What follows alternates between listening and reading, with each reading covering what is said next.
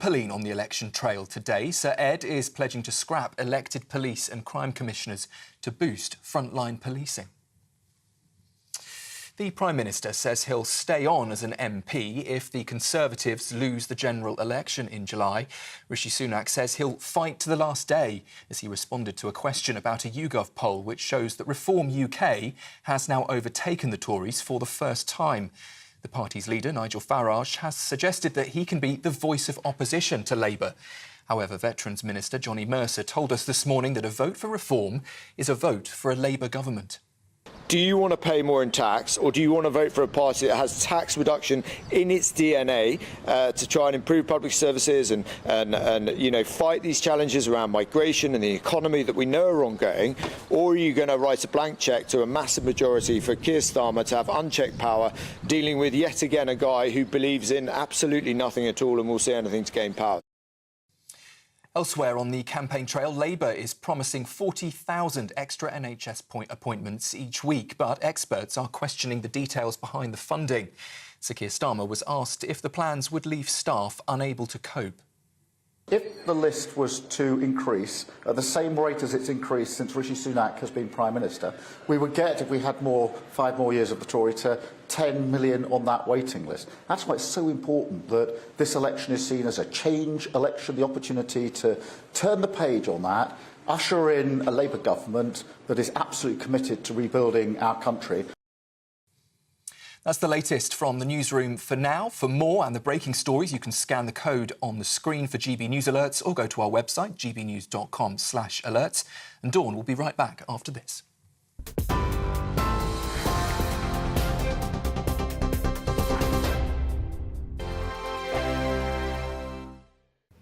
Hello and welcome to your GB News weather update brought to you by the Met Office. Well, an unsettled weekend ahead with showers and some longer spells of rain, even some thunder possible in the north. And it's all because of this area of low pressure which we have swirling across the UK, which is going to stay with us for Saturday and also Sunday. Into this afternoon then, plenty of sunny spells and scattered showers. These showers heavy at times and likely to be thundery across northern parts of England and southern parts of Scotland. But showers will move through fairly quickly across the south in those brisk winds. And temperatures have improved slightly compared to what they were in the week. Highs of 19, perhaps 20 down across the southeast, but elsewhere around about average for the time of year. Now, through into the evening, we will continue to see those showers and those outbreaks of rain. Still those brisk winds across the south, which are going to move through those showers fairly quickly. However, elsewhere, likely to see longer periods of rain, still heavy with a chance of thunder across northern England and southern Scotland, where we do have a yellow Met Office warning issued. We will also start to see some longer spells of rain move their way into the northeast of Scotland too. Now, overnight, we will continue to see those showers, those spells of rain push their way across parts of the country, generally dying out across the south later on into the evening, but they still could be heavy at times, perhaps a little bit thundery, and we'll start to see those outbreaks of rain move their way into northern parts of Scotland too. But plenty of cloud around overnight, which means it's going to be a mild night on offer. So for Sunday then, another unsettled day ahead. Still sunny spells, showers, those longer spells of rain feeding their way southwards across Scotland, Northern Ireland and northern parts of England as well. This could be heavy at times, but it will generally break up into the afternoon. And we're likely to see a few more of those sunnier spells across the south through into Sunday. And those temperatures improving once again, highs of 21, perhaps even 22 across the southeast. Bye for now. It's midday. Good afternoon, Britain. Your lunchtime update on the stories that matter across the UK. From breaking news and insightful analysis, inspiring stories and lively debates. Are you comparing yourself to a former Prime Minister? Which is it? Stay informed, stay updated, stay entertained. I just don't know how anyone would not want to be there. Every weekday from midday. We are Good Afternoon Britain, only on GB News. Britain's news channel. GB News is Britain's election channel. And when the big stories break, we're tackling them on Britain's newsroom. When we disagree, and we disagree a lot, it's even livelier than normal. We don't disagree that much. We do. His comedy, though, is revolting. I knew her, unlike you. That explains Beverly Turner's temperament. It's a bit frothy in here, isn't it? He'll have one of me one day. Yeah, for dartball practice. Britain's newsroom on GB News. Weekdays, 9:30 AM. GB News, the People's Channel, Britain's news channel. This is GB News, and we are Britain's election channel.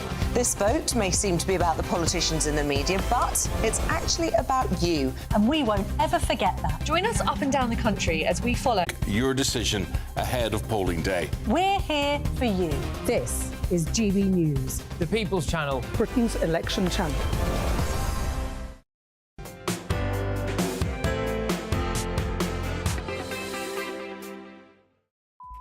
Good afternoon and welcome to GB News Saturday. Hope you've been enjoying the Trooping of the Colour.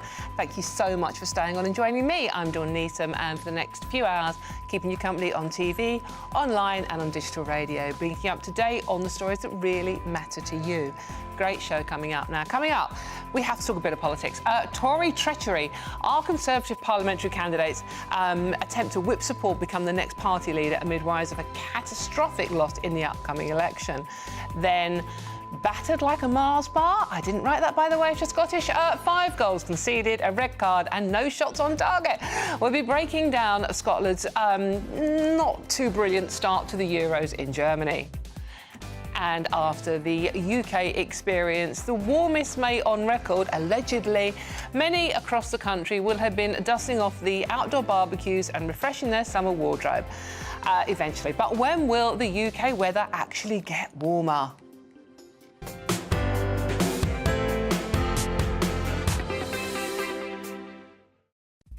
But this show is nothing without you and your views, especially on such a special day.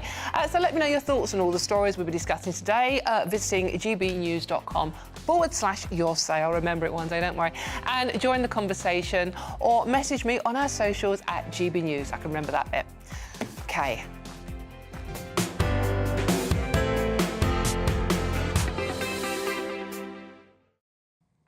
OK, we're going to go there, people. I know we've had a lovely roll morning. It's all been lovely. Kate is amazing. But now we have to talk a little tiny, weeny bit of politics. Sorry, just tiny bit. Now, Tory parliamentary candidates are already trying to gain support to become the next leader of the Conservative Party. I know, shoot me too. This comes amid fears that Sunak could face a total election wipeout on July the 4th.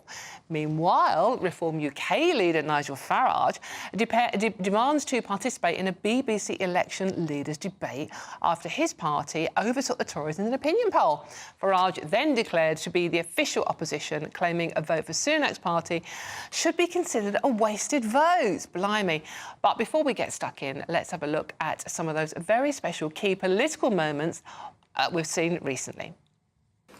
And I'm putting it to you that I believe I can be that voice of opposition. I would also very much like to do a debate head-to-head with Keir Starmer. And the reason is very simple. We think that this should be the immigration election.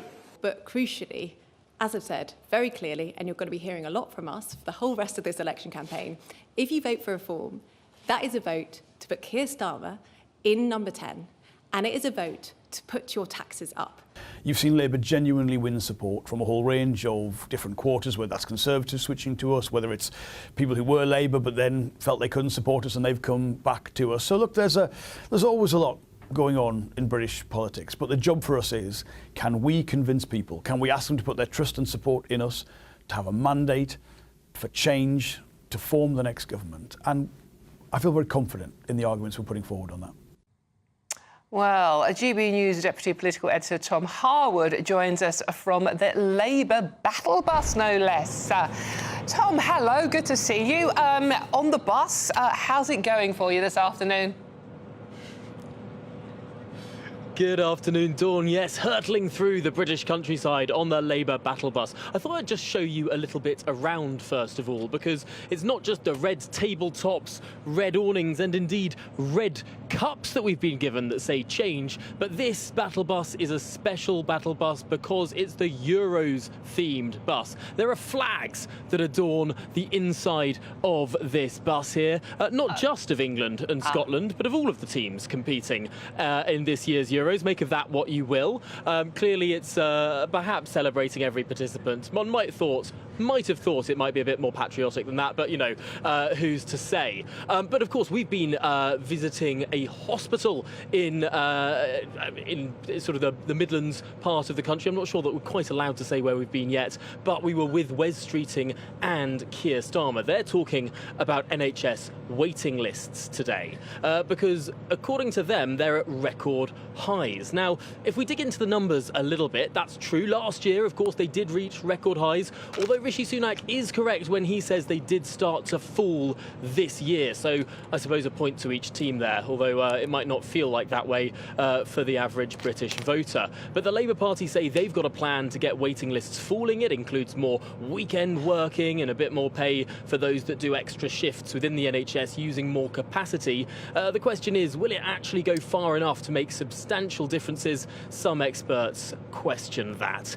But of course, as you were saying, there's much more going on in the wider general election at the moment. Reports that there are some Tory candidates who are looking to what life in opposition will be like, to looking like how they're going to prepare for a brave new world where the Conservative Party could even come third in terms of parliamentary seats and maybe even third in terms of the number of votes, although that looks a little less likely. The question mark is who might then take on the mantle as the sort of standard bearer of conservatism in the next parliament. Nigel Farage wants you to think it's him, although with only a couple of seats in the offing, if Reform do as well as they could, well, might he not be able to take over that rump in parliament? Then the question turns to some of the more famous faces on the Conservative benches. Penny Mordaunt looks like she'll lose her seat, so perhaps that won't be one for her either. Frankly, it's going to be a very messy parliament if the polls are anywhere near correct. Just quickly, I mean, Lord Cameron, as we have to call him now, gave a very, very interesting interview today on the threat from Nigel Farage and literally accusing him of dog whistle politics. And some would say almost comparing him to our Edward Mosley and racism. What do you make of that, Tom?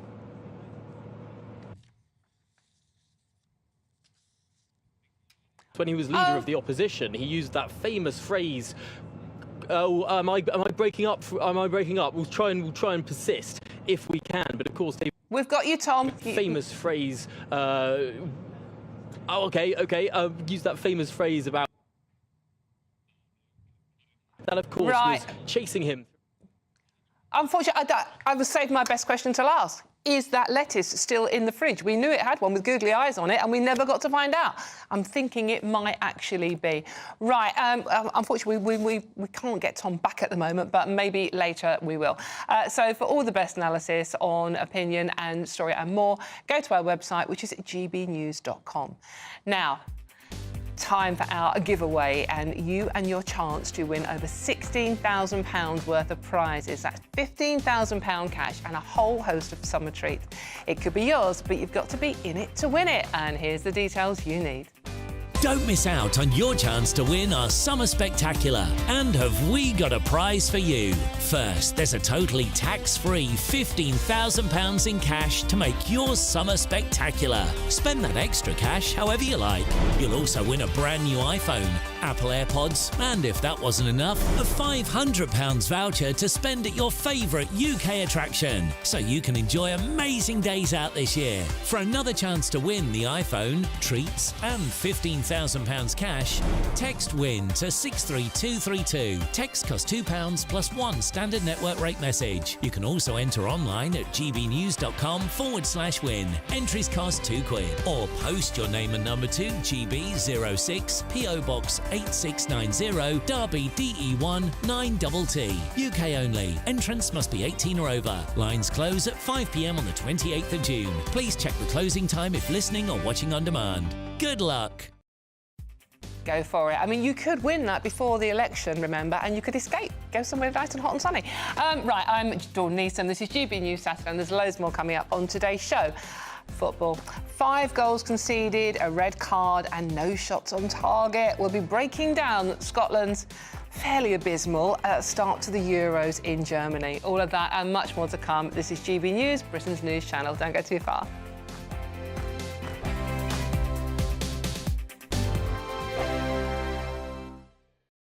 there, I'm Michelle Dewberry, and I'm going to take a second to tell you all about my show, Dubes & Co. We start off with the issues of the day. We then bring in both sides of the arguments. We get rid of the disrespect. And then you throw me into the mix. And trust me, I'll tell it exactly how it is. And then, of course, the magic ingredient, you at home. We mix it all together, and what have we got? In my opinion, the best debate show in town. Monday to Friday, 6 till 7 on GB News, Britain's news channel.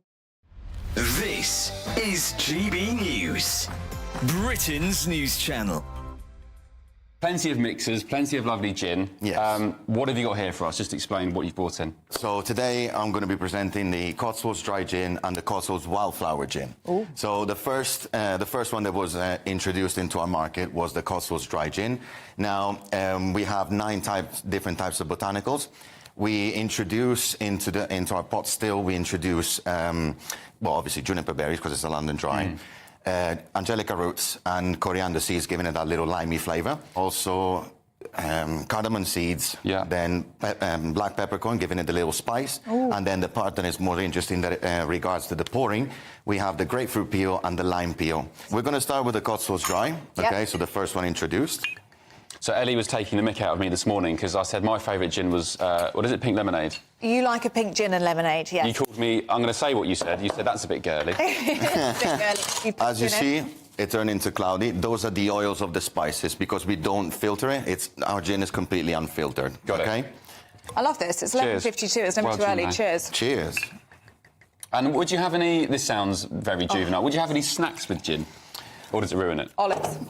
Ah, you can tell your culture. It depends on how you're drinking it and where you are, like what you're actually going to do with it. Yeah. But you can have pretty much all sorts. As long as it stays on the salty side, that's what I would go for personally. A salty snack. Yeah, that's what I would go for. So olives, would you say, is that a good choice? Or crisps, nuts? They're quite salty olives, aren't they? It depends on your taste, really. Like personally, I wouldn't go for it, but I have seen. And the culture behind gin is drastically increased over the years. The flavours are all different. That's really good. Exactly. You see what I mean? Oh, very nice. Like that zesty, floral kind of flavour coming through. They're absolutely stunning, aren't they? The People's Channel. I'm Patrick Christie's. Every weeknight from 9, I bring you 2 hours of unmissable, explosive debate and headline-grabbing interviews. What impact has that had? We got death threats and the bomb threats on. As time passes, She could have saved Storm. You made my argument for me. My guests and I tackle the issues that really matter, with a sharp take on every story. Went everywhere. Something practical could be done. Or I can become something different. Patrick Christie's tonight from 9 p.m. only on GB News, Britain's news channel. We are proud to be GB News, the People's Channel. And as you know, we always love to hear your views. Now, there's a new way of getting in touch with us at gbnews.com/your say. By commenting, you can be part of a live conversation and join our GB News community. You can even talk to me, Bev Turner, or any of the members of the GB News family. Simply go to gbnews.com/your say.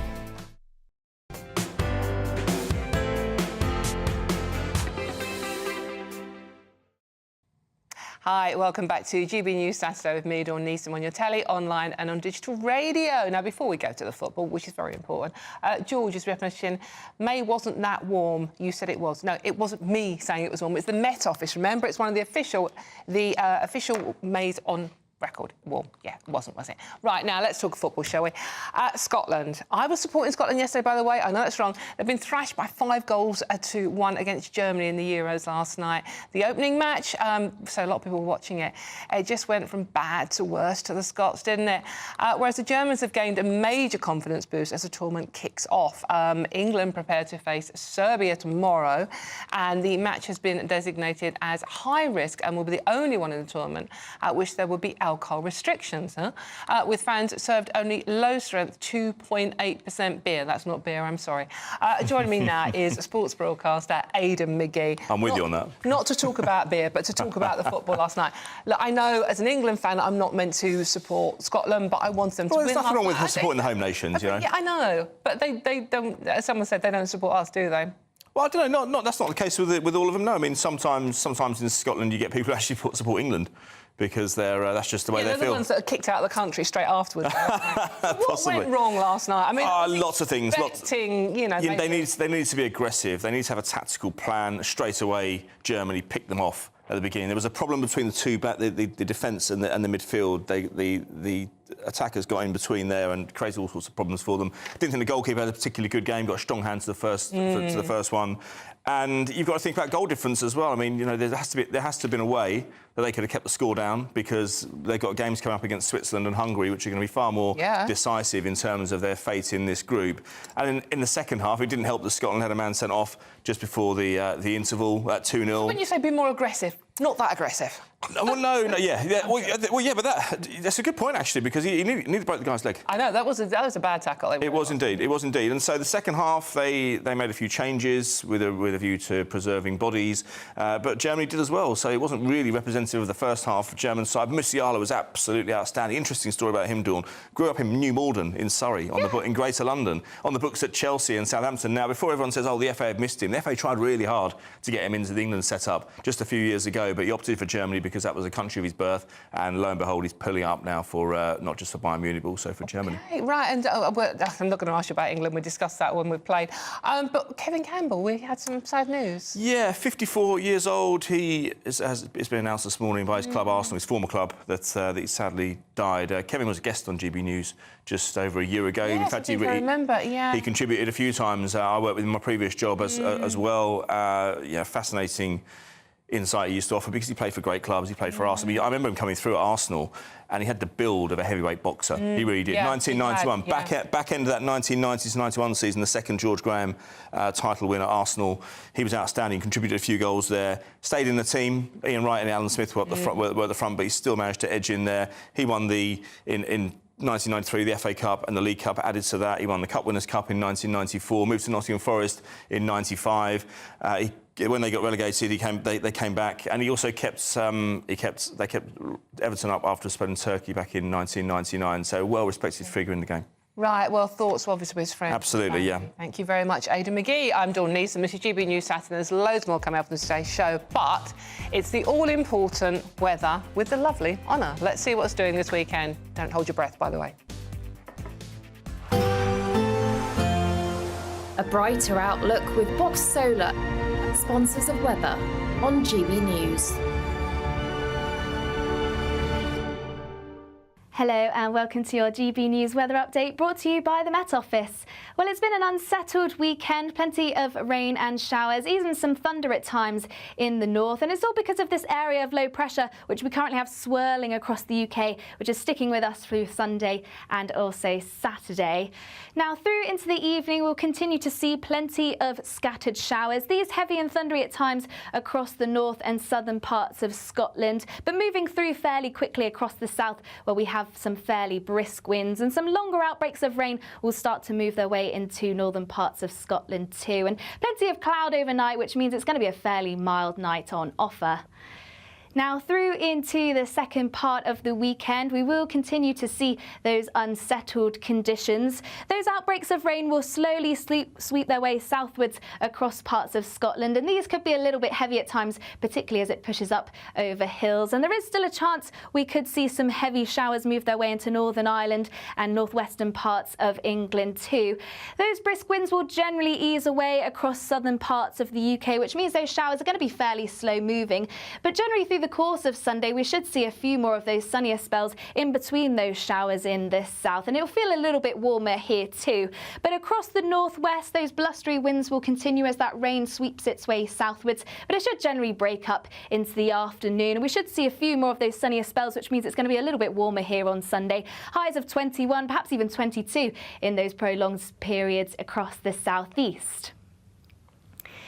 Now, through into the afternoon, then still plenty of showers across the north as well, these merging at times to bring those longer spells of rain. Still a little bit heavy too, but it is generally going to be turning drier across the south. Now, for the outlook, it is still a little bit unsettled, some rain and showers at times, but from Wednesday onwards, things generally a little bit drier, but temperatures remaining around average. That warm feeling inside from Boxed Boilers, sponsors of weather on GB News. Thank you very much, Honor. kind of. Now, there's lots more coming up on today's show. Speaking of weather, after the UK experienced the warmest May on record, allegedly not my that's the Met Office, many across the country will have been dusting off the outdoor barbecues and refreshing their summer wardrobe. But when will UK weather actually get warmer? All of that and much more to come. I'm Dawn Neeson. This is GB News, Britain's news channel, and hope you're having a wonderful weekend out there.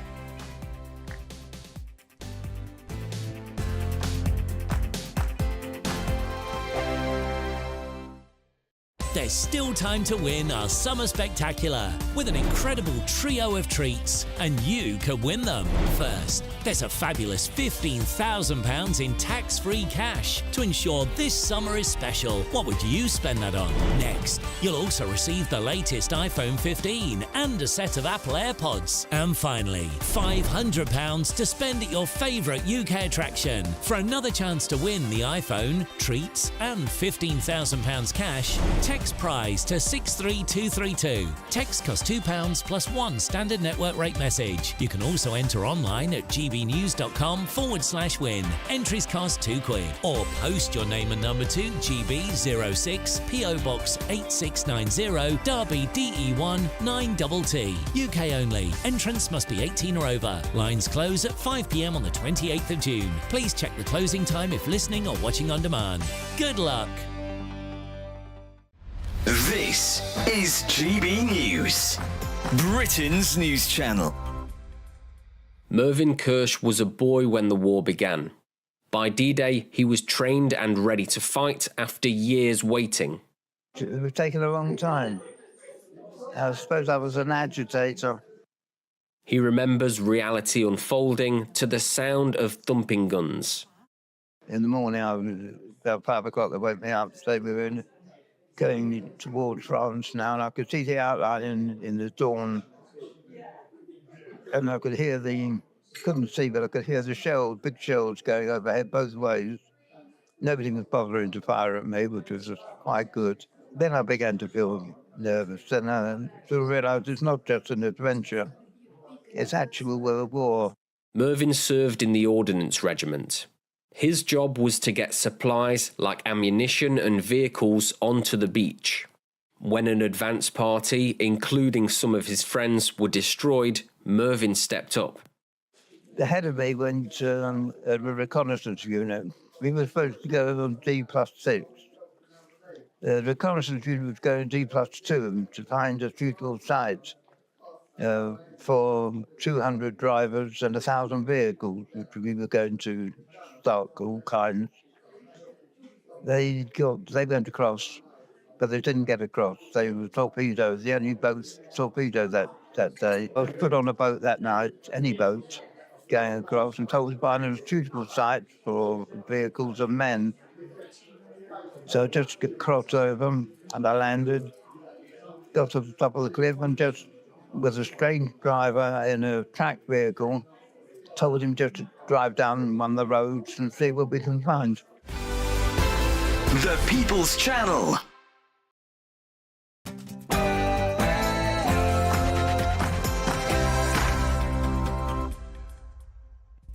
Hello and welcome to GB News Saturday. Hope you're having a wonderful day out there. I'm Dawn Neeson. For the next hour, I'll be keeping you company on telly, online and on digital radio, keeping you up to date on stories that really matter to you. Cracking show coming up now.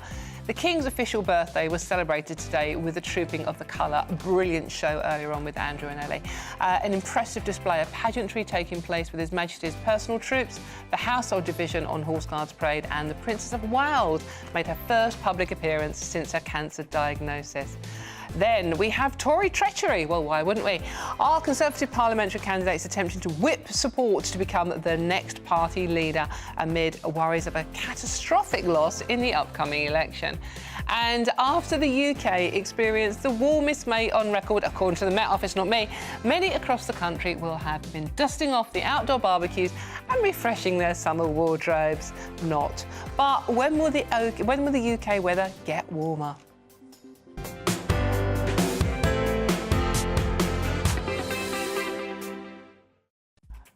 but this show is nothing without you and your views. So let me know your thoughts on all the stories we'll be discussing today by visiting gbnews.com/your say and join the conversation, or message me on our socials. Very simple, at GB News. But first, it's the news headlines with Sam.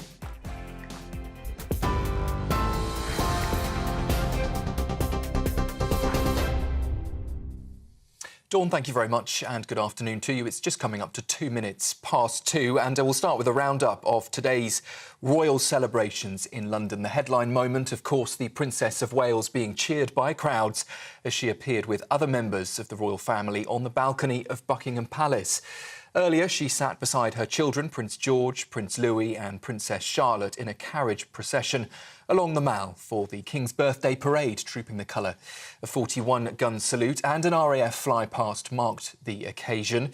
It's the first time the Princess Catherine has resumed public duties since her cancer diagnosis was revealed, and she says that she has made good progress, but that she admits treatment has led to some bad days. Post Office campaigner Sir Alan Bates, former Prime Minister Gordon Brown and actress Imelda Staunton are among those recognised in the King's birthday honours list. The former sub-postmaster says his newly awarded knighthood is recognition of the sheer hell that hundreds of post office workers went through. Leader of the Liberal Democrats, Sir Ed Davey, has praised his efforts to expose the Horizon IT scandal. I want to congratulate Alan Bates. This is thoroughly deserved, and he said it's not just for him but on behalf of all sub-postmasters, and that's really good news. He fought the system, sometimes single-handedly, but he fought it bravely and he won, and that's all to his credit. And I think we need now to get the compensation he's talked about. Meanwhile, the Liberal Democrats leader has also been tackling a racetrack and a trampoline today on the election campaign trail. We have liftoff! The bounce in the pole's coming. Well, campaigning in Surrey, Sir Ed hopes that blue wall gains will keep the party in the running for the opposition. Sir Ed is pledging to scrap elected police and crime commissioners to boost frontline policing. The Prime Minister says that he will stay on as an MP if the Conservatives lose the general election. Rishi Sunak says he'll fight to the last day as he responded to a question about a YouGov poll which shows that Reform UK has now overtaken the Tories for the first time. The Reform UK leader, Nigel Farage, has suggested that he can be the voice of opposition to Labour. However, Veterans Minister Johnny Mercer told us this morning that a vote for reform is a vote for Labour. Do you want to pay more in tax, or do you want to vote for a party that has tax reduction in its DNA to try and improve public services and you know, fight these challenges around migration and the economy that we know are ongoing? Or are you going to write a blank cheque to a massive majority for Keir Starmer to have unchecked power, dealing with yet again a guy who believes in absolutely nothing at all and will say anything to gain power?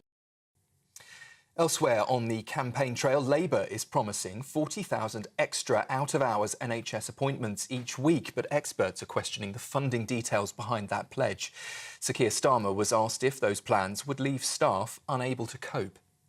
If the list was to increase at the same rate as it's increased since Rishi Sunak has been Prime Minister, we would get, if we had 5 more years of the Tory, to 10 million on that waiting list. That's why it's so important that this election is seen as a change election, the opportunity to turn the page on that, usher in a Labour government that is absolutely committed to rebuilding our country. In other news, specialist teams are beginning a fresh search for the body of a man whose torso was discovered in Salford in April. Body parts of 67-year-old Stuart Everett were found at Kersal Dale and 3 other locations. Police say they're now searching an area of Worsley Woods. 2 men have been charged with the 67-year-old's murder. And finally, some news from the sporting world. Former Arsenal and Everton striker Kevin Campbell has died at the age of 54 after a short illness.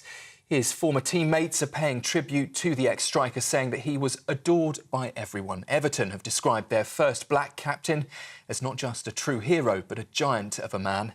Campbell also played for Nottingham Forest, West Brom and Cardiff. For the latest stories, you can sign up to GB News Alerts. Just scan the code on your screen or go to gbnews.com/alerts. Now, though, it's back to Dawn.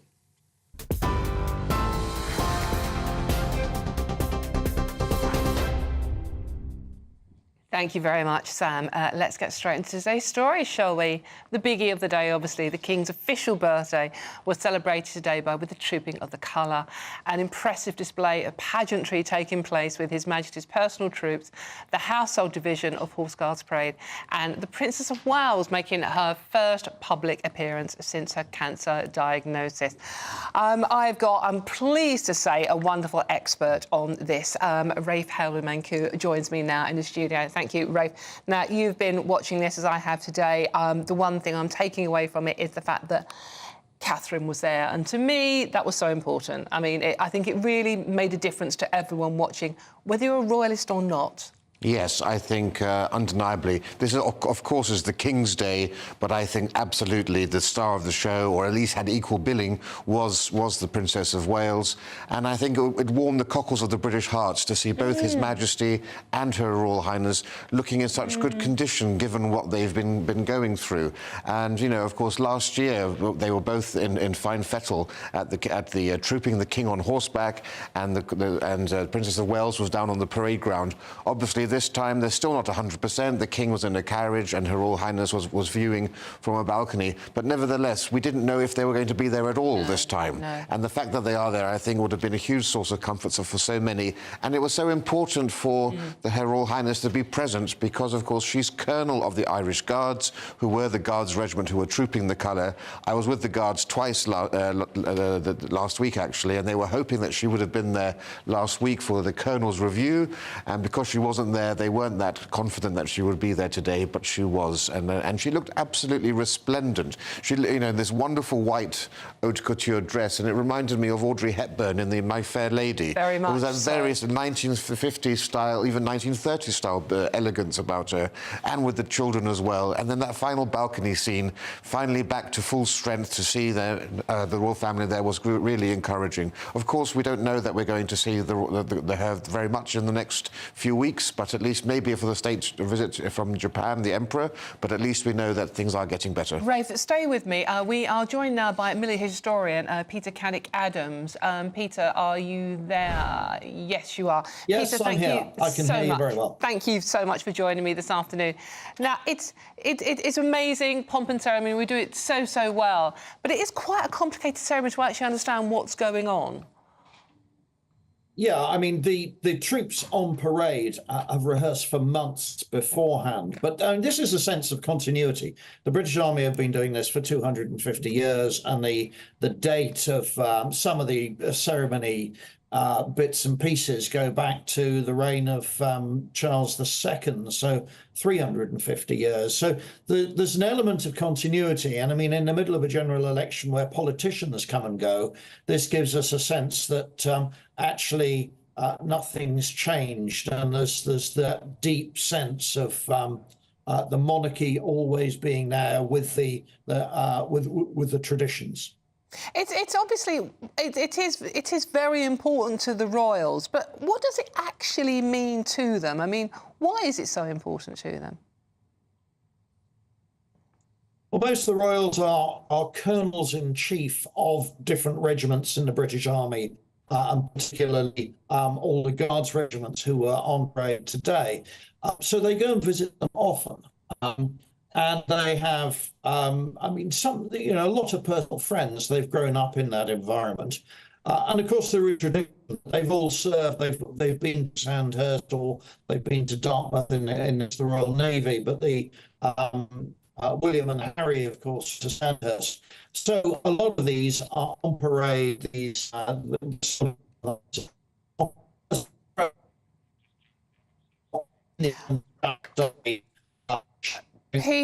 Peter, I'm so sorry. I'm so sorry, Peter. We seem to have lost you there. We're not having much luck with our connections today. Let's go back to Rafe about this. I mean, you know, it was important for many reasons today, not least because of the important message for other people suffering from cancer that both the King and Catherine were both there. And I thought Catherine's statement was particularly emotive, especially as lots of people have. If you have cared for someone or you know someone that's going through cancer, we're not out of the woods, but this is the reality of what it's like. So that was very positive message. How important do you think it was for everyone watching today to see that ceremony and to see that the royal family, a slimmed down version, were actually there?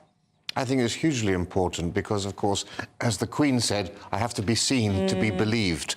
And the importance of the monarchy is actually, you know, in this country, we don't have an annual Independence Day like France does, or an anniversary of a revolution to celebrate. So one of the disadvantages of being the world's longest, oldest, continuous, unbroken democracy is that we don't have an annual celebration. So for us, it's things like Trooping the Colour and royal weddings and coronations that provide those rare opportunities for us to come together. And obviously, we talked about Catherine a lot, and you can see the King and Queen Camilla there. I mean, also looking absolutely stunning. But what happened? We've watched the ceremony, we've watched the pomp and circumstance, as it were. We've seen little Louis, only 5, bless him, a little bit naughty on the balcony, but not too bad. What I really want to know now is when they go off that balcony, what do they do? Is there kind of a large gin and tonic or something or other? Absolutely. Definitely a gin. I mean, a few of the royals enjoy gin as their favourite tipple. I would imagine some champagne as well, and a good lunch. I mean, you know, it's been a long day. They've been at it, and I'm sure they're going to be reminiscing about what happened and any mishaps. I'm sure the weather will be a great source of discussion.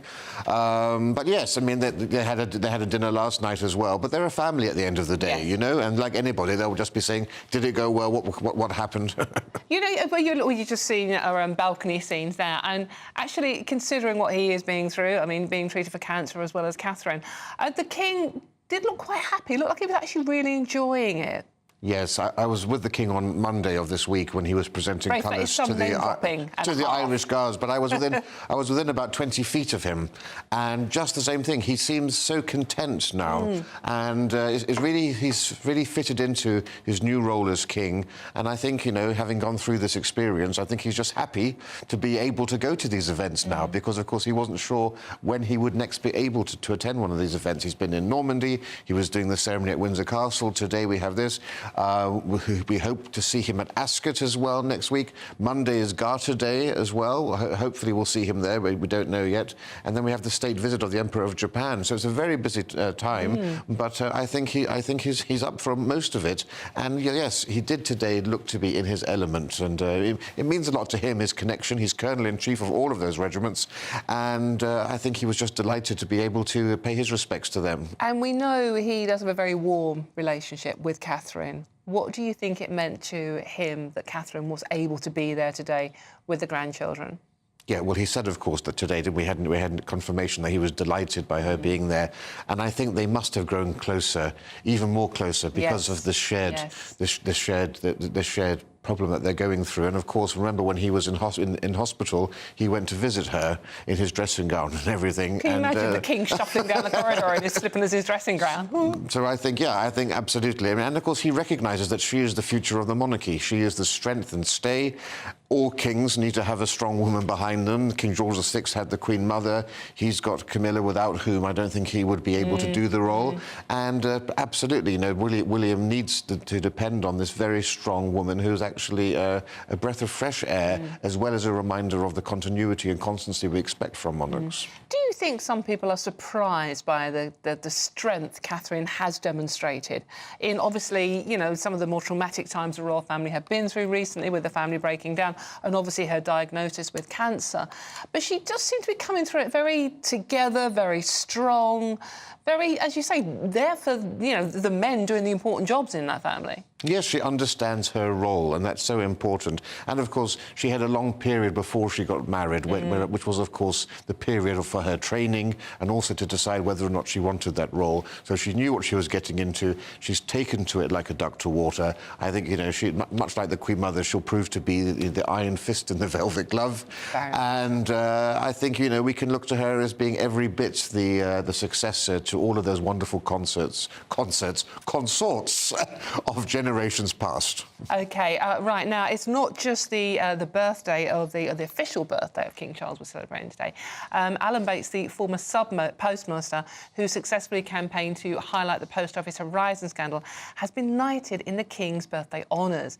The King also honours his royal doctors for personal service amid cancer treatment, and here's what some members of the public thought about that. I think it's a perfectly reasonable thing to do. Maybe a little bit of bias behind it, but I feel like it's a nice gesture. I'm sure they've treated lots of people. My mum's dealt with cancer, and yeah, it's you know, it's not a pleasant thing, and the care that people give, and I'm sure it's just a nice gesture to really, you know, help out and show appreciation for someone that's given care. I think that's fair. Yes, I think they've done a good job, but I'm not necessarily in favour of the honours system. I think it's a good thing for anybody, not just the King. I think it's a really good thing because it gives other medical professionals that inspiration. They've done something very specific for His Majesty, and yet inspires so many others. Inspires, I think that's the word. Now, a lot of people are very sneery about the honours system, a lot of criticism, it's outdated, etc. And obviously, you know, the birthday honours are particularly important, certainly for the King. What do you make of some of the people who's nominated? His doctor, I thought, was incredibly moving. Yeah, well, the important thing to remember is that there are about 3,000 honours awarded every year. And the media obviously focus on the celebrities. Yes. And we have to remember that actually the vast majority of honours are going to the unsung heroes of Britain. Volunteers, people working in soup kitchens, nurses, people who make up the backbone of British civil society. And it's the happiest day in their lives for many of them, apart from getting married, I imagine. But that audience with the King and the investiture ceremony, it's so important, and so every country in the world apart from Ireland and Switzerland has an honours system. And what I think is great about this particular birthday honours is that for once we're not focusing on the celebrities, we're focusing on Sir Alan Bates, and we're focusing on the doctors, and I think that's great. And of course, it's a great way to say thank you to those who've been caring for His Majesty and for Her Royal Highness, for them to get honours like this, so I think it's excellent. Now, Alan Bates infamously turned down an OBE not so long ago because our own Paula Venables, the boss of the post office at the time, had hers. She's now given it back, so he has now accepted his knighthood. How much do you think, or how much does the King personally get involved in who gets these nominations and who gets the awards? Well, there are honours within the King's personal gifts: the Order of the Garter, the Order of Merit, and the Thistle. But the other honours are really designed by the government, going through specialist subcommittees and so forth. So the King doesn't have control over knighthoods like Knight's Bachelor, for example, which is what has happened to Sir Alan Bates. It would have been not a governmental decision, but it would have been a civil service decision. Right, OK. Rafe, thank you so much for coming and explaining. Rafe Howard-Mancu there on a wonderful day, I think a heartwarming day, whether you're a royalist or not. But now, time for our giveaway and your chance to win over £16,000 worth of prizes. That's £15,000 cash, a whole host of summer treats, and it could be yours, but you've got to be in it to win it. I said it again. Here's all the details you need. Don't miss out on your chance to win our Summer Spectacular. And have we got a prize for you? First, there's a totally tax-free £15,000 in cash to make your Summer Spectacular. Spend that extra cash however you like. You'll also win a brand new iPhone, Apple AirPods, and if that wasn't enough, a £500 voucher to spend at your favourite UK attraction, so you can enjoy amazing days out this year. For another chance to win the iPhone, treats, and £15,000 cash, text WIN to 63232. Text costs £2 plus one standard network rate message. You can also enter online at gbnews.com/win. Entries cost £2, or post your name and number to GB06 PO Box 8690 Derby DE1 9TT. UK only. Entrance must be 18 or over. Lines close at 5 p.m. on the 28th of June. Please check the closing time if listening or watching on demand. Good luck. I mean, seriously, people, what could you do with that money? Escape the weather, for one, for a start. I'm Dawn Neeson, this is GB News Saturday, and there's loads more coming up on today's show. Tory treachery, our Conservative parliamentary candidates attempting to whip support before the next party leader amid worries of a catastrophic loss in the upcoming election. All of that, including the weather, and much more to come. This is GB News, Britain's news channel. Don't go too far. Sunday nights on GB News. From 6, Neil Oliver. At 7, it's Free Speech Nation with Andrew Doyle. At 9, Mark Dolan. And at 11, get set for the week ahead with headliners. Tomorrow's papers tonight. GB News, the People's Channel, Britain's news channel. This is GB News, Britain's news channel. Today we've got two fantastic individuals who have invented a teddy bear to help children who are suffering with mental health. Yes, so Lynn and Samantha Crilly came up with the idea for the Trouble Muncher toy following Samantha's own battle with an eating disorder and OCD. Yes, the teddy comes with a notepad and encourages its owners to write down what's troubling them, and then they can pop the note into the rucksack on the bear's back. I struggled with mental health most of my life, actually, and oh no, it's fine. I've got one. I feel quite sorry for you. But and one thing I always did was message my mum, and it was a thought disassociation kind of technique. I would message you. Even now, I message you thoughts that come into my mind, but massively when I was younger. And I thought, what happens if you're younger and you don't have this? Yeah, and I think in today's technology-fueled world, I think we go back to basics, and it just helps them to process by writing it down. Everything's so instant these days. So it's like an indirect way of telling your parents how you're feeling, what you're going through. Such a great idea. What's the feedback been from parents who have got a Trouble Muncher for their kids? What you've got any stories? It's been really good. In one household, he sits on the kitchen side, and I think during the day, the parents, the children put their worries in, or at night, and then they know that their parents will look at it during the day. And it's gone into some schools as well. You'd imagine you'd want one of these Trouble Munchers in every classroom and in every school up and down the country, because children who are being bullied, for example, who feel like they can't tell their parents, they're too embarrassed to talk about it. This is such an important tool, isn't it, for children to communicate that? Yeah, well, you were saying Mum's a mental health counsellor, and you had a young child who had Snapchat AI. So you talk to an AI in Snapchat, and that's what they talk to now. The People's Channel. If you want your news to be straight talking, this is a nightmare for the Conservatives again. Down to earth. It's not just Nottingham where this is happening, is it? And most importantly, honest. Hard-working, middle-class taxpayers, they'll get their book thrown at them. Then catch me, Martin Daubney, Monday to Friday, 3 till 6 p.m. on GB News, Britain's news channel. Join me, Nana Akweer, for an informative, interactive news programme with a difference. It's fun. It's true. You're not wrong. No one will be cancelled. Lovely. Join me from 3 p.m. every weekend, only on GB News, Britain's news channel. This is GB News, and we are Britain's election channel. This vote may seem to be about the politicians in the media, but actually, it's about you. And we won't forget that. Join us up and down the country as we follow every moment together. More than ever, it's important to hear all sides as you make your decision ahead of polling day. We're here for you. This is GB News, the People's Channel, Britain's election channel.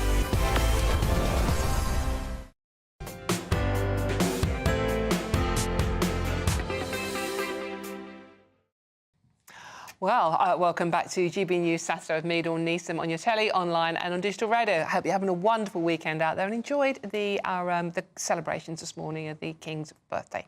Now, Tory parliamentary candidates are already trying to gain support to become the next leader of the Conservative Party. This comes amid fears that Sunak could face a total election wipeout on July the 4th. Meanwhile, Reform UK leader Nigel Farage demands to participate in a BBC election leaders debate after his party overtook the Tories in an opinion poll. Farage then declared to be the official opposition, claiming a vote for Sunak's party should be considered a wasted vote. Well, whoever said politics were dull, eh? Joining me now is former Labour advisor Scarlett Maguire and president of the Primrose League, Henry Bolton. Thank you so much for joining me. Well, it's actually started off as a quite warm, fuzzy day, I think, with Catherine and the cancer thing. But now we have to talk about politics again. Lucky. Right, OK. Now, in my opinion, this is a poison chalice of a job from hell. But evidently people are battling, Scarlett, to be the next leader of the Conservative Party. Yes, they are. You've not put your name forward then yet? Yes, I sort of think I might not get a vote. And you do, I mean, as Nigel Farage doesn't know, you do actually have to be a Member of Parliament, a Conservative Member of Parliament. I trust you to I know, pick. but I think it's sort of, there are three different ways of looking at it. One is who's going to run for it? So the first problem for Grant Shapps and possibly Penny Mordaunt is, are they still going to be MPs afterwards? We have no idea quite what's going to happen, but that's it. Then the second thing is obviously the makeup of the parliamentary party that we don't know. Is it going to be very right wing? Is it going to be sort of centre right? We have no idea, and that will make. But the third thing is in the end, the people who do the voting are the members of the Conservative Party, and they gave us Liz Truss. And we knew. Liz Truss made no secret of what she was going to do. The only surprise was that she did it, right? Was that everybody, I mean, you know, I remember having dinner with two really good centre-left think tank people who said, no, she'll compromise when it comes to it. You know, she won't do it. She didn't. She did exactly what she said she would do, and, you know, and we know it was a total disaster. So the real problem is between those three, how do we know who's going to do it? But we can then get onto runners and riders, Henry. Henry, yeah, Priti Patel, Suella Braverman, Robert Jenrick, Kemi Badenoch, Penny Mordaunt, Grant Shapps, Nigel Farage, possibly. I mean, you know, if you were a betting man, who would you put your money on? None of them. I mean, it would be silly. Actually, Scarlett's entirely right. We just have. It's almost impossible to predict what the shape of the parliamentary party is going to be, and therefore who the candidates who go through to a vote from the members would you know, who are they going to be? Very difficult to tell. What we're seeing at the moment is people looking forward to post-election. In case they've retained their seat, are they interested in going for it? What sort of support do they have? There are conversations ongoing. That's natural, that's normal. But there are two real sort of takeaways maybe from this. The fact that the right of the party absolutely seems dead set on ensuring that Sunak is not the leader going forward. That's the thing here. The second thing is, as Scarlett quite rightly says, depending on what the makeup of the parliamentary party, Conservative Party, is post-election, rather depends on which way the party goes. Is it going to remain? I've described it as rather wet, centrist, ineffective, or is it going to go right a bit more sort of dynamic, try to be a little bit more headline grabbing, and indeed basing it on more social and cultural conservatism. Now, the big question for me is, interestingly, what happens then? Because if it remains centrist, then Farage is going to be in there like I don't know what, trying to rat up a drain as he pipe. said, he's made no secret either, has he, Scarlett? You know, that he's going to be a bloody nuisance if he gets elected, and he wants to drive a wedge between those two elements of the Conservative Party. The interesting thing would be if the right turns around and says, right, the left of the party, the centrists dominate. They're going nowhere because they've got 14 years of going nowhere. We're going to go in a different direction. What if there was another party coming out? If the Conservative Party split? I just throw that out there as a thought, you know. Right. Just to... Which brings us very neatly on to Lord Cameron of Chipping Norton, who gave a very interesting interview to The Times today, warning that Nigel Farage is intent on destroying the Conservatives. And you're going to be going, good thing I know that, Shah. But says his inflammatory language and dog whistle politics should be rejected and are dangerous. He even didn't say it in so many words, but went as far as to compare Enoch Powell to Nigel Farage to Enoch Powell. What do you make of what? Well, I mean, Cameron Nigel said? Farage makes no secret that when he was at school, Enoch Powell was one of his heroes. So, I mean, although I agree with Henry's analysis, I don't agree with his adjectives. So, I mean, I wouldn't call Sunak a sort of left-wing Conservative or whatever. I mean, I think he's fairly right-wing. His problem was he got landed with COVID, and he had to do, against all his instincts, he had to do furlough and all of those things, which meant he had to spend a lot of money on the state. And And I mean, we do have to remember that before that, Boris Johnson, the then Prime Minister, leader of the Conservative Party, had expelled a lot of people just for thinking the wrong thing. People like David Gork and Dominic Grieve, who actually are very, very, unlike what Henry says, very effective. But I think that David Cameron is absolutely right. And if you don't understand that Nigel Farage is out to absolutely destroy the Conservative Party, he wants to be leader. He couldn't lead. I mean, honestly, Nigel Farage is a one-man band. The thought of him leading anything, I just think it's a joke. We've got a little disagreement. That's good. That's good. Look, I think Nigel is going to war on all elements of the Conservative Party. That's clear. David Cameron's right about that, and Scarlett's right about that. He wants to destroy the Conservative Party. He's no friend of the Conservative Party. He wants to divide and rule, literally.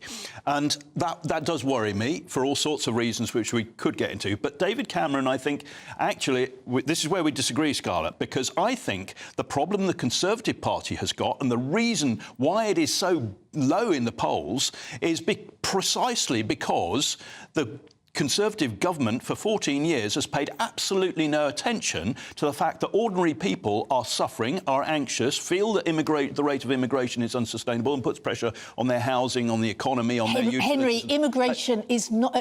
apart from people who want to vote reform, immigration is not in the top five. I disagree. You might know better, but the pollsters say... I'm sure that the viewers of GB News feel very strongly about immigration, but the rest of the country, it's not in the top five. I'm going to disagree. And Labour's going to sort of win this election probably on 30%, 40% of the vote.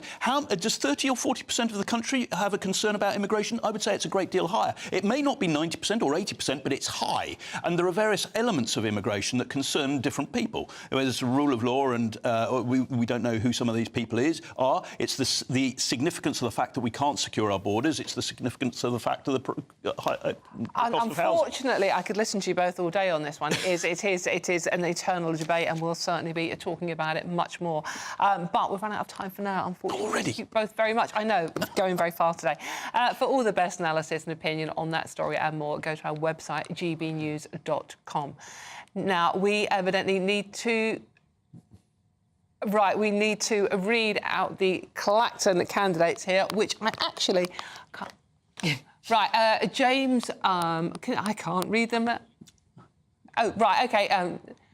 They are Jovan Aswew, Nepal, Labour Party, Giles Watling, Conservative Party, Matthew Bensalem, Liberal Democrats, Nigel Farage, Reform, and Natasha Osborne for the Green Party, Craig Jameson, the Climate Party, Tony Mack, Independent, Tassos Papasantu, Heritage Party, and Andrew Pemberton for UKIP. Thank you very much for putting it in writing that I could actually read. Middle-aged reading glasses, honestly. Tell me about it.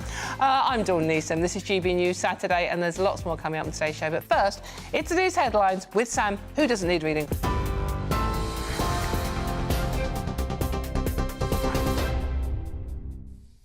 Dawn, thank you very much. Just after 2:30, the top story from the newsroom this afternoon, the Princess of Wales has resumed some public duties as she continues her cancer treatment. Crowds cheered as Princess Catherine appeared with the King and other members of the royal family on the balcony at Buckingham Palace earlier this afternoon. An RAF flypast marked His Majesty's official birthday following the Trooping of the Colour parade. A 41-gun salute and an RAF flypast, as I mentioned, that you just saw there on the screen, marked the occasion.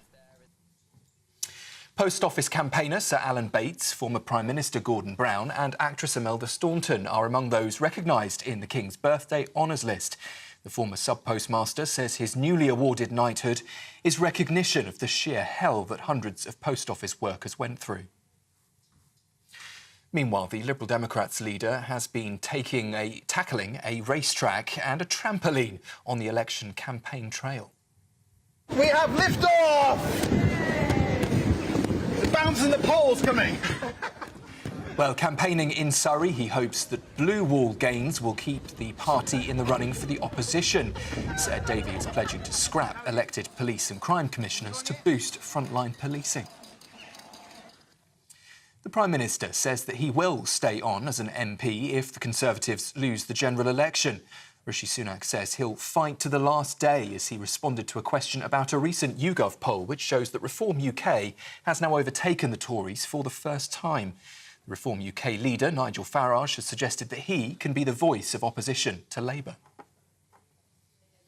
And elsewhere on the campaign trail today, Labour is promising 40,000 extra out-of-hours NHS appointments each week, though experts are questioning the details behind that funding pledge. Sir Keir Starmer was asked if the plans would leave staff unable to cope. He said it wouldn't. That's the latest from the GB Newsroom for now. Your next update at 3 o'clock. In the meantime, you can sign up to GB News Alerts or go to our website, gbnews.com/alerts.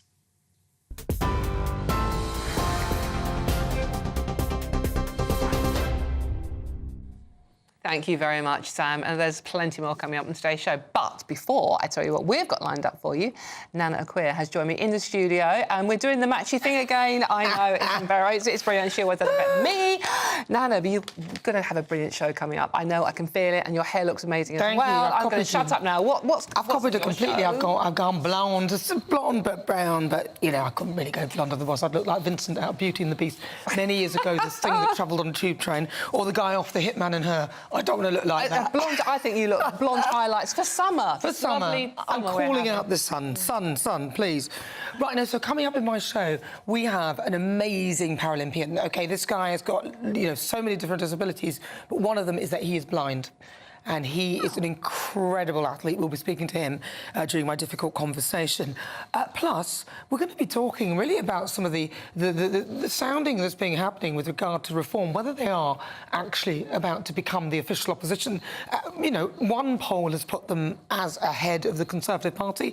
And, you know, the question is, it does feel as though there is a change of mind, a change of heart.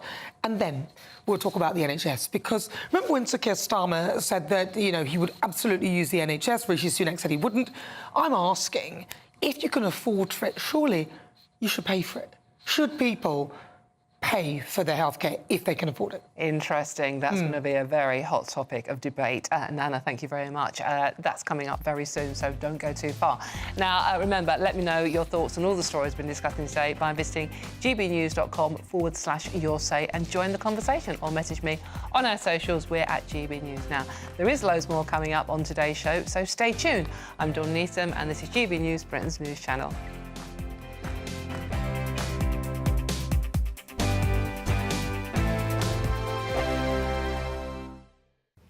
Hello and welcome to your GB News weather update, brought to you by the Met Office. Well, an unsettled weekend ahead with showers and some longer spells of rain, even some thunder possible in the north. And it's all because of this area of low pressure which we have swirling across the UK, which is going to stay with us for Saturday and also Sunday. Into this afternoon then, plenty of sunny spells and scattered showers. These showers heavy at times and likely to be thundery across northern parts of England and southern parts of Scotland. But showers will move through fairly quickly across the south in those brisk winds. And temperatures have improved slightly compared to what they were in the week. Highs of 19, perhaps 20 down across the southeast, but elsewhere around about average for the time of year. Now, through into the evening, we will continue to see those showers and those outbreaks of rain. Still those brisk winds across the south, which are going to move through those showers fairly quickly. However, elsewhere, likely to see longer periods of rain, still heavy with a chance of thunder across northern England and southern Scotland, where we do have a yellow Met Office warning issued. We will also start to see some longer spells of rain move their way into the northeast of Scotland too. Now, overnight, we will continue to see those showers, those spells of rain push their way across parts of the country, generally dying out across the south later on into the evening, but they still could be heavy at times, perhaps a little bit thundery, and we'll start to see those outbreaks of rain move their way into northern parts of Scotland too. But plenty of cloud around overnight, which means it's going to be a mild night on offer. So for Sunday then, another unsettled day ahead. Still sunny spells, showers, those longer spells of rain feeding their way southwards across Scotland, Northern Ireland and northern parts of England as well. This could be heavy at times, but it will generally break up into the afternoon. And we're likely to see a few more of those sunnier spells across this south through into Sunday. And those temperatures improving once again, highs of 21, perhaps even 22 across the southeast. Bye for now. Hi there, I'm Michelle Dewberry and I'm going to take a second to tell you all about my show, Dubes & Co. We start off with the issues of the day. We then bring in both sides of the arguments. We get rid of the disrespect. And then you throw me into the mix. And trust me, I'll tell it exactly how it is. And then, of course, the magic ingredient, you at home. We mix it all together and what have we got, in my opinion, the best debate show in town. Monday to Friday, 6 till 7 on GB News, Britain's news channel. Are the newspapers getting you down? My wife didn't divorce me that month. Struggling to separate the wheat from the chaff? I know that it's a bit of a circus at the best of times.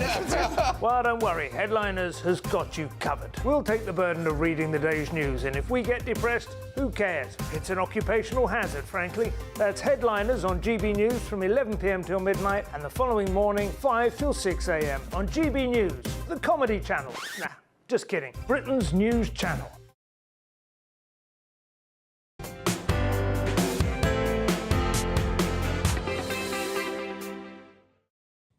Welcome back to GB News Saturday with me, Dawn Neeson, on your telly, online and on digital radio. Hope you're having a wonderful weekend out there.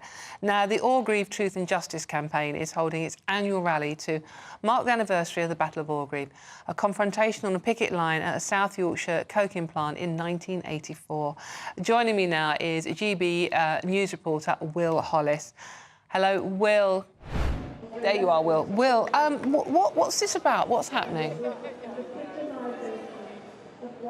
Yes, well, it's 40 years since one of the most ferocious clashes on the picket line, a year of miners' strikes, but it was here in Sheffield, in nearby Orgreave, that the biggest clash took place when some 8,000 demonstrating miners were head-to-head with 6,000 police from South Yorkshire Police Force, and ultimately what happened was one of the most violent things that happened during the period of the miners' strike. Some 100 or so people arrested, almost 200 or more violently attacked on both sides from the police and the demonstrators. But ultimately what's happening here is a demonstration calling for a public inquiry. For 12 years, the Orgreave Truth and Justice campaign has been campaigning in places like Sheffield and other relevant miners' sites for a full public inquiry. Today, they say, in 12 years, they've had more people than ever, and part of that is spurred on by the Labour manifesto promise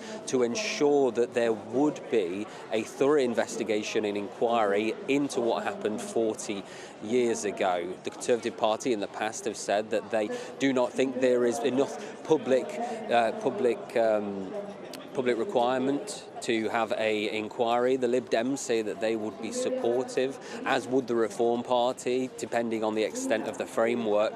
But here, what I've been hearing from the people that have been speaking is that there are still very open wounds from the people that were affected by the miners' strike and the Orgreave clashes, not just the sense of justice and feeling that an inquiry needs to happen so that those responsible could be held accountable, but also to heal emotional wounds that have been cut and open for some 40 years. We do have a statement from South Yorkshire Police who said that it would not be appropriate for the police today to seek or explain or defend the actions of the force in 1984, as everyone involved in policing the miners' strike has long since retired and the information we hold has not been properly assessed. But they are now in a period for the next 2 years of going through some of that evidence, soon to release it to the public.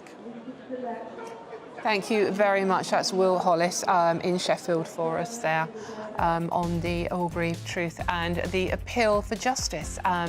I'm Dawn Neeson. This is GB News Saturday, and there's lots more coming up on today's show.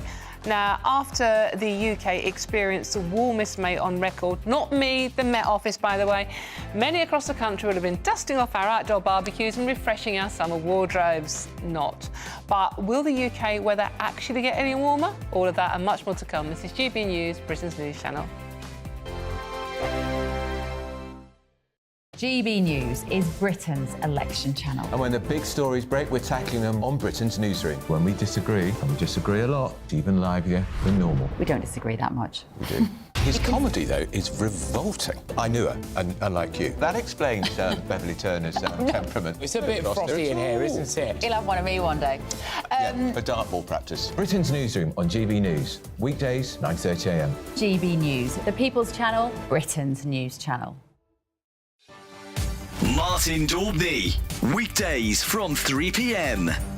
Helen Worth, who of course plays Gail Platt in Coronation Street, is going to leave the soap after an epic 50 years. I'm joined now by another Corrie legend, Charlie Lawson, whose character, of course, Jim McDonald, lived across the cobbles from Gail Platt for many years. Welcome to the show, Charlie. I can see you looking at those images there, and it has to be said, fantastic acting. In 50 years, many of us just grew up with these characters and basically think they're part of our family. Can you shed light on some of your happy memories of the talent of Helen Worth? We saw each other every day. She was a consummate professional and still is.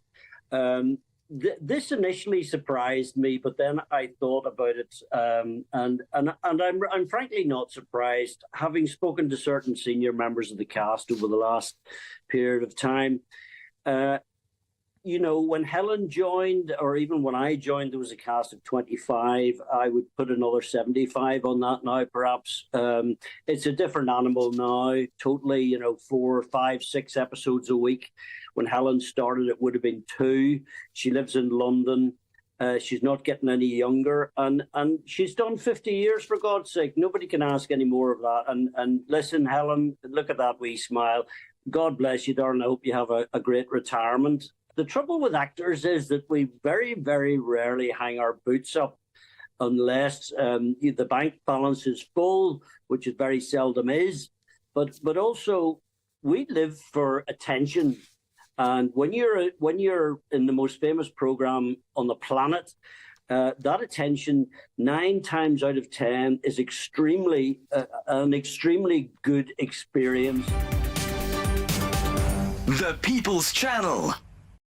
Hi there, I'm Michelle Dewberry, and I'm going to take a second to tell you all about my show, Jubes & Co. We start off with the issues of the day. We then bring in both sides of the arguments. We get rid of the disrespect. And then you throw me into the mix. And trust me, I'll tell it exactly how it is. And then, of course, the magic ingredient, you at home. We mix it all together, and what have we got? In my opinion, the best debate show in town. Monday to Friday, 6 till 7 on GB News, Britain's news channel.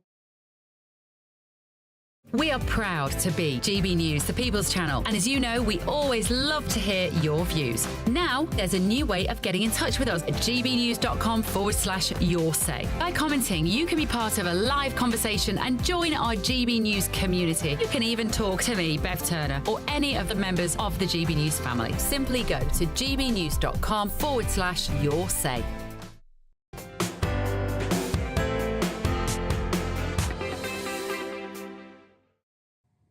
Welcome back to GB News Saturday with me, Dawn Neeson, on your telly, online and digital radio. Right, brace yourself, people. We're British, we're going to talk about the weather, OK? Where has the sun gone? That is the question. After the UK experienced the warmest May on record, more of that coming up, many across the country will have been dusting off the outdoor barbecues and refreshing their summer wardrobes. Kind of. But when will the UK weather get warmer? When will we have summer? Joining me now is weather journalist Nathan Rowell to explain. What have you done? What have you done for summer, Nathan? I'm actually slightly nervous because I think some of this blame is coming on to me. It's your fault. I actually haven't done anything, but I don't know what everyone's complaining about. We've had the warmest spring on record.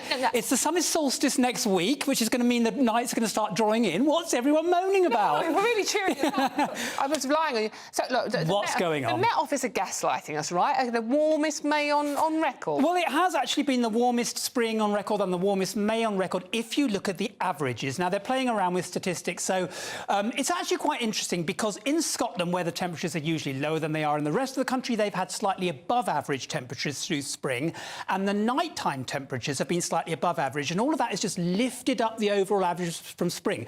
So it's been a warmer than average spring, but you've probably slept through it. And that's what's happened. That's why you've not noticed. But yes, the statistics do come in that it's been the warmest spring on record. Not that you'd notice looking outside because it looks like the middle of October. It is absolutely diabolical, and to be fair, you have absolutely every right to be miffed about the weather because it's horrible. It really is. Every day you get up and you look out. I mean, look at that weather on those pictures there. I mean, that could be November. That could really be. Could. So, I mean, what's going on? Summer. Yeah. I hate to ask this because I know what you're going to say. Actually, summer. Is it going to happen? Right. Now, first of all, let's sort of look at what's going on at the moment. Whenever we're at this time of year and you're watching the Met Office, you're watching a weather forecast, what you want to hear is the two words high pressure. Right. Because high pressure always means good, clear skies, sunshine, warm air up from the south. And what we've had over the past, really, 10 days, week and a half, is high pressure to the west of the UK, but not quite close enough, and low pressure to the northeast, and that's been pulling in an Arctic airflow. That's why it was so cold last week. Now, high pressure is trying to nudge its way in, but unfortunately it's not going to succeed, at least for the next week. So what we're looking at really is more low pressure, which is what you don't want to hear with the jet stream south over the UK. We like to see the jet stream nicely tucked up by the polar front at this time of year. It's not. It's over us, pulling low pressure towards us, and that's going to bring more unsettled weather. In a slight sort of little bit of better news, it does mean the temperatures are going to rise a little bit.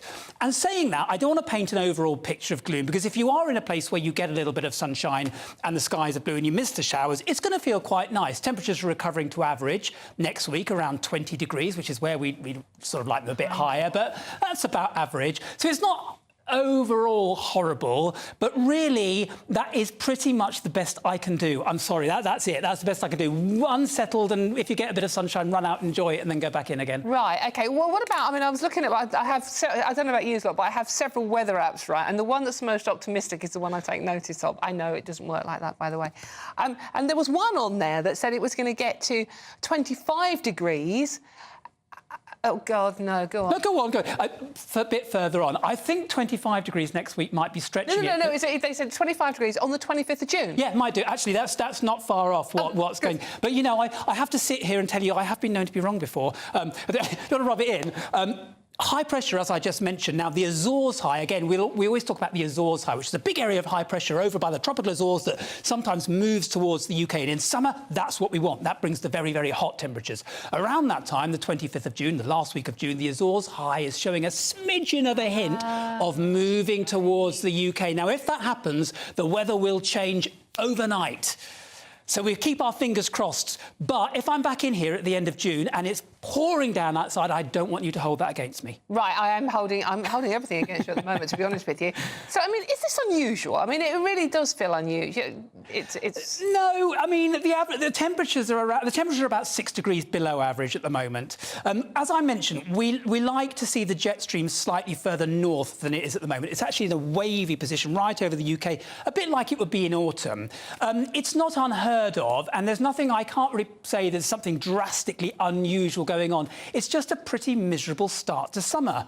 OK, is there any... Look, just quickly running out of time, unfortunately. Is there anywhere I can go to escape the miserable weather and potentially the election? Benidorm.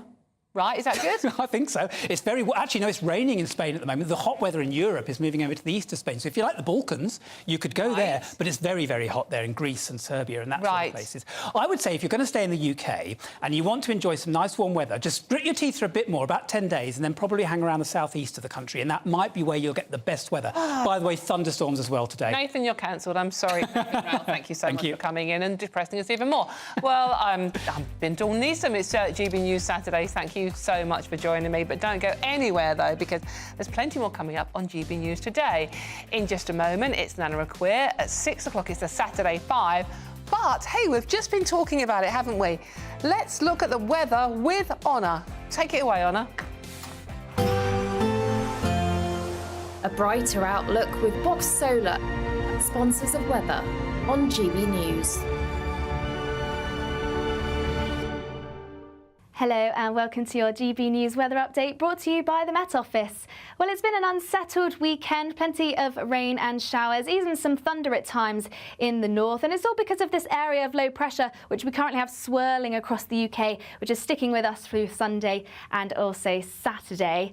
Now, through into the evening, we'll continue to see plenty of scattered showers. These heavy and thundery at times across the north and southern parts of Scotland, but moving through fairly quickly across the south, where we have some fairly brisk winds, and some longer outbreaks of rain will start to move their way into northern parts of Scotland too. And plenty of cloud overnight, which means it's going to be a fairly mild night on offer.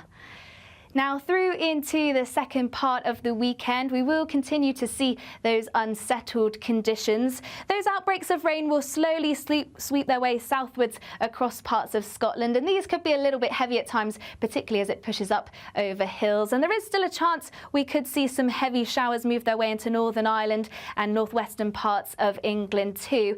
Those brisk winds will generally ease away across southern parts of the UK, which means those showers are going to be fairly slow moving.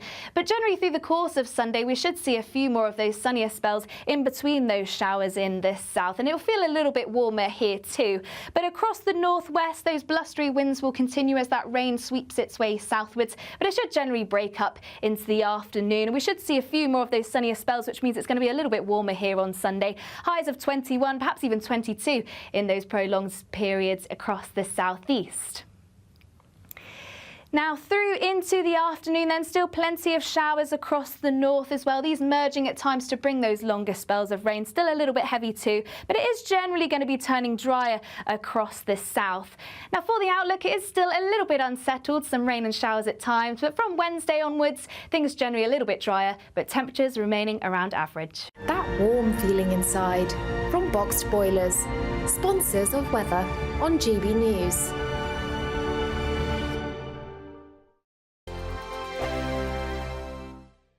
There's still time to win our Summer Spectacular with an incredible trio of treats, and you could win them. First, there's a fabulous £15,000 in tax-free cash to ensure this summer is special. What would you spend that on? Next, you'll also receive the latest iPhone 15 and a set of Apple AirPods. And finally, £500 to spend at your favourite UK attraction. For another chance to win the iPhone, treats and £15,000 cash, text prize to 63232. Text costs £2 plus one standard network rate message. You can also enter online at gbnews.com/win. Entries cost £2, or post your name and number to GB06 PO Box 8690 Derby DE1 9TT. UK only. Entrance must be 18 or over. Lines close at 5 p.m. on the 28th of June. Please check the closing time if listening or watching on demand. Good luck. In the GB newsroom, we bring you the news as it happens. With our team of dedicated journalists across the UK, GB News brings you accurate reporting of the day's topical agenda. When the news breaks, wherever and whenever it's happening, we'll be there. This is GB News, the People's Channel, Britain's news channel. Hi there, I'm Michelle Dewberry, and I'm going to take a second to tell you all about my show, Jubes & Co. We start off with the issues of the day. We then bring in both sides of the argument. We get rid of the disrespect. And then you throw me into the mix. And trust me, I'll tell it exactly how it is. And then, of course, the magic ingredient, you at home. We mix it all together, and what have we got? In my opinion, the best